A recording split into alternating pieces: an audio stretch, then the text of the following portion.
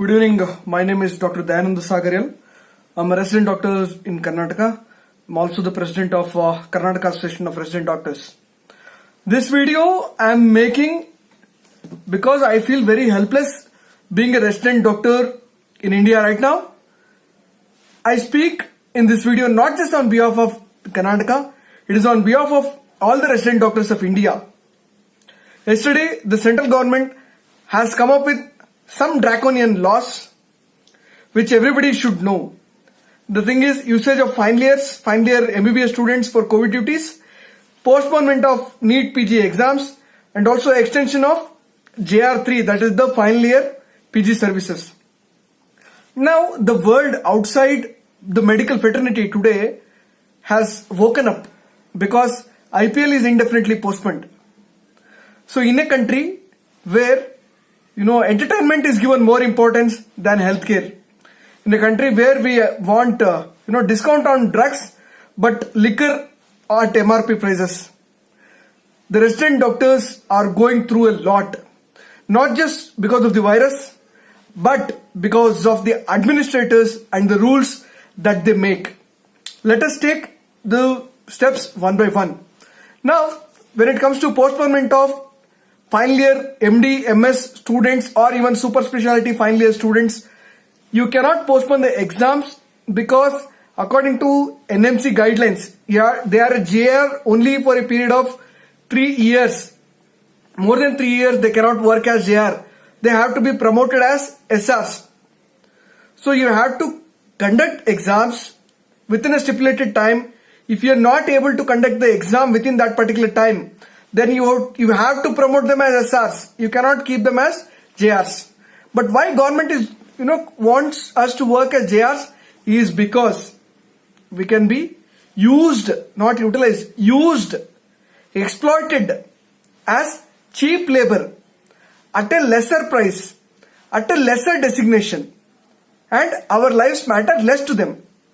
So, has the government consulted a single doctor before making such, idiotic, unscientific, irrational, unwarranted rules? Even a student, MBBS student would know that such rules are stupid and will not help in the government in any way.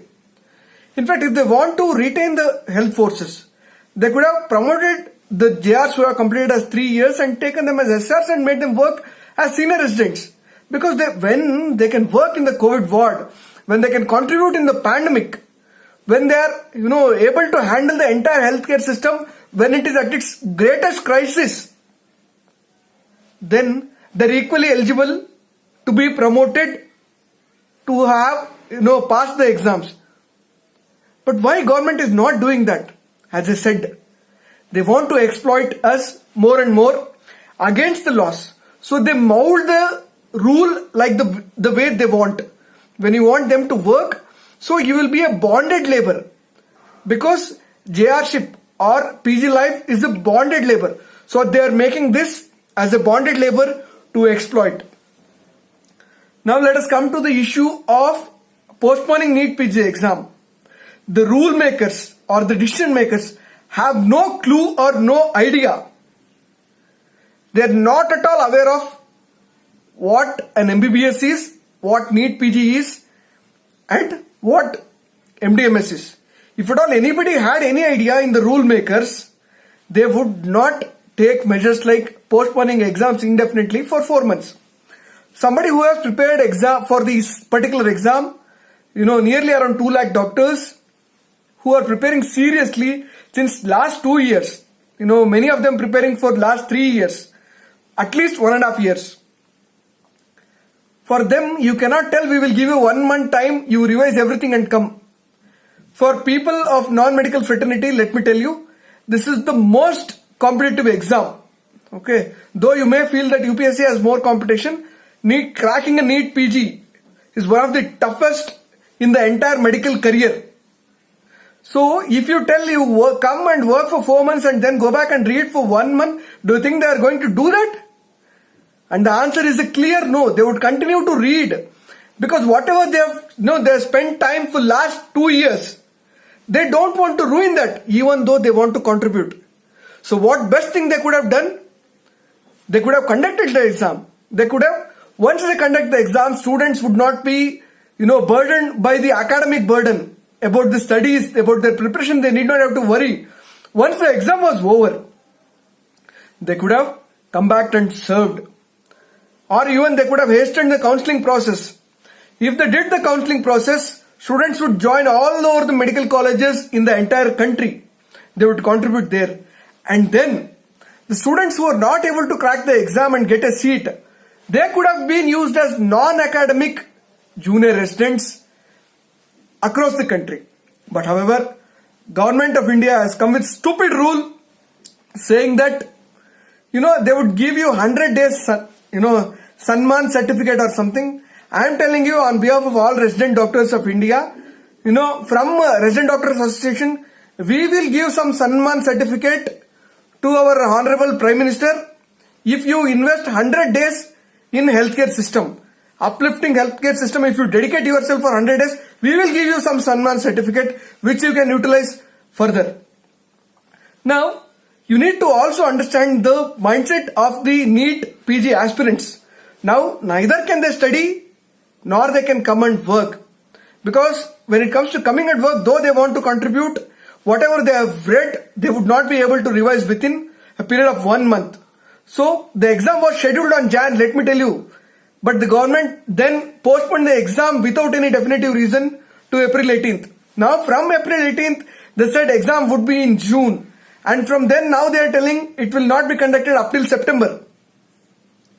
So, what kind of rule makers are you? If you're not thinking of the future consequences, how can you form such draconian rules? You could have finished the exam. Once the exam anxiety is over, all of them would be happily coming and working here. But you didn't give them a chance to work.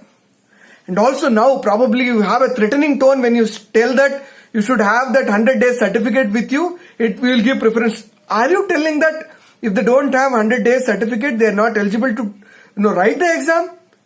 Is it what you are telling? Now when it comes to the final year MBBS students being utilized for services, why them? They do not have a degree yet. They do not have been exposed to, forget about COVID, non-clinical, non-COVID services only, clinical non-COVID services only, they have not been exposed adequately. They are like any other students, But why you want to take them and not recruit new appointments? Why? Is it because, again, as I said, cheap labor? Government treats MBBS students' life is inferior to any other human beings. Like not just a doctor work. There are so many work, no. Logistical work is there. Coordination work is there required. Okay, we need, ward boys here. We need, so many. Why don't you recruit IITs? You can recruit IIT students, IIM students. So that all the non-clinical work, clerical work can be get done by them. Do you do that? No, you don't do that because you don't have spine. You don't have guts. But what you have is the soft target. That is the resident doctors. Now, final year MBBS students who are not qualified to become a doctor, how do you expect them to work in a COVID ward like a doctor? How do you expect? Tell me. So it is just that that they can be exploited. That since they are, youngest doctors, you may pay very nominal to them or you may not pay at all. And if you tell working in COVID is compulsory to pass final year exams, so they will be made to work. That is the cheap trick that you are using. Dear Government of India, it is the cheap trick that you are using. When it comes to uplifting healthcare system, do you actually have, if 2 lakh doctors, come to work, the NEET PG aspirants, do you actually have enough infrastructure to provide facility for the 2 lakh doctors? Or do you have any guidelines on how to stepwise implement these rules that you have made? You have no answer. But what you want to do is exploit the junior resident doctors across the country as much as possible so as to hide your failures. You want to bring in more, resident doctors in the upfront so that you can hide behind them.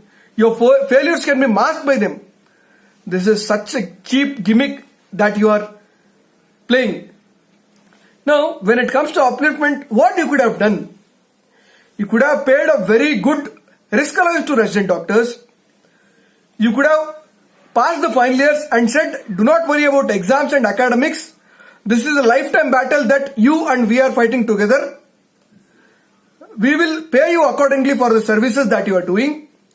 You do the job, we will support you. That you could have done. You are not doing that. You could have provided, a uniform residential scheme across India, because everywhere they are doing COVID duty. A doctor in Karnataka gets a pay of around 30 to 35,000. A doctor in Delhi gets a pay of around 90,000. A doctor in Tamil Nadu gets a pay of around 31,000. A doctor in Himachal Pradesh gets something. This inequality, that you are creating, that you could have normalized. The dignity of labor, all the COVID work, just because we are a resident, just because we are doing MD and MS, you are exploiting us by making us do COVID duty. It is a national service, national, work that we do at the crisis. But have you paid a single rupee incentive anywhere? A deserving incentive? Because it is of our academics that we are doing this. Have you paid a single rupee incentive? Anatomy PG, who took the PG to to teach the students, is put to COVID ward. She is exposed.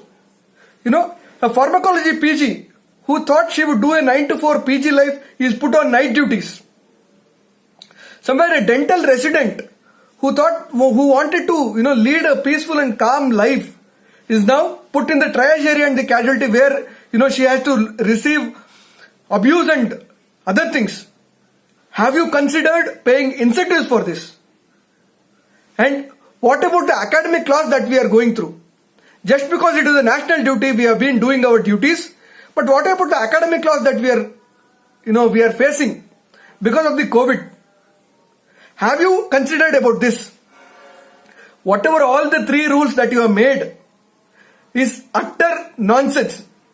This is going to, whatever already medical education system because of the pandemic is in coma. You are with these rules, you are strangulating its neck and you are assassinating medical education in India.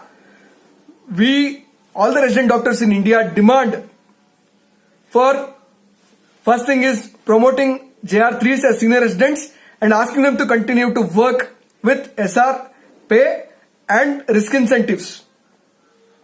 And we want you to conduct NEET PG exams so that we get enough pool of resident doctors who have already written exams and who could not clear NEET and get a seat for them. We want them to recruit them as non-academic JRs.